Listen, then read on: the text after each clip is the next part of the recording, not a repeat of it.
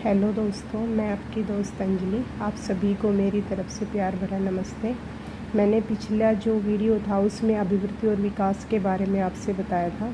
जो मैंने हाथ से नोट्स लिख रखे हैं उसमें से कि अभिवृद्धि और विकास में क्या अंतर होता है। उसमें से विकास जो मेन पॉइंट है उसमें विकास दिशा के सिद्धांत पूछे जाते हैं एचटेट के अंदर। सबसे पहला है विकास के दिशा के जो सिद्धांत है विकास के, उसमें सबसे पहला सिद्धांत है हमारा दिशा का सिद्धांत। इसका मतलब है कि जो सभी मनुष्य होते हैं उसमें एक तरफ से यानी कि एक जैसा विकास होता है सभी में। जैसे सब मनुष्य का विकास सिर से पैर की तरफ होता है हमेशा। ऐसा कोई मनुष्य नहीं होगा जिसका विकास पैर से सिर की तरफ हो।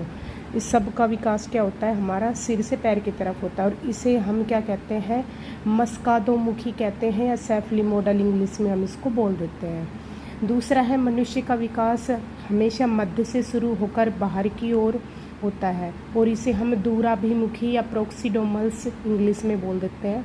यानी कि हर मनुष्य का विकास बीच से शुरू होकर बाहर की ओर जाता है। और दूसरा है हमारा समान प्रतिमान का सिद्धांत। इसका मतलब है कि जो सभी मनुष्य होते हैं उसका विकास समान रूप से होता है।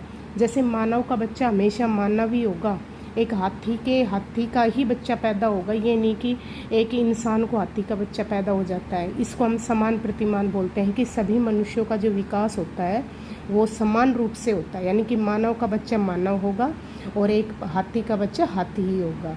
तीसरा हमारा सिद्धांत निरंतरता का सिद्धांत, यानी कि कंटिन्यू चलता है। जैसे विकास क्या होता है, वो जीवन पर्यंत चलने वाली प्रक्रिया होती है। बिल्कुल, वृद्धि क्या होता है कि कुछ समय बाद रुक जाती है, लेकिन विकास क्या होता है, हमारा पूरा जीवन पर्यंत चलता रहता है, जो हमारे गर्भ से शुरू होकर जो कि मृत्यु तक ही चलता है। इसीलिए विकास वो प्रक्रिया है जो कि जीवन भर चलती रहती है। हम किसी न किसी पड़ाव पे कुछ न कुछ जरूर सीखते रहते हैं। चौथा हमारा सिद्धांत है सामान्य से विशिष्ट की ओर। सामान्य मतलब क्या होता है, पहले जो प्रतिक्रियाएं छोटी होती है हम उनसे शुरू करते हैं, और जो हमारी बड़ी प्रतिक्रियाएं होती है वो बाद में शुरू होती है। जैसे क्या करता है कि पहले बच्चा क्या करता है कि बच्चा सबसे पहले, देखना आप, जब छोटा बच्चा होता है वो सबसे पहले उठेगा, फिर वो बैठेगा, फिर वो चलना सीखेगा, फिर दौड़ना सीखेगा।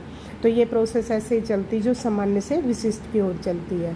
पांचवा हमारा सिद्धांत है पूर्वानुमान, यानी कि हम कुछ हद तक बच्चे का पूर्वानुमान लगा सकते हैं कि बच्चा आगे चलकर क्या करेगा। जैसे हम बोल देते हैं ना कि कहावत है हमारी एक कि भाई हमें पहले ही पता चल जाता है कि बच्चे का इंटरेस्ट किस में, आगे चल के ये क्या करेगा।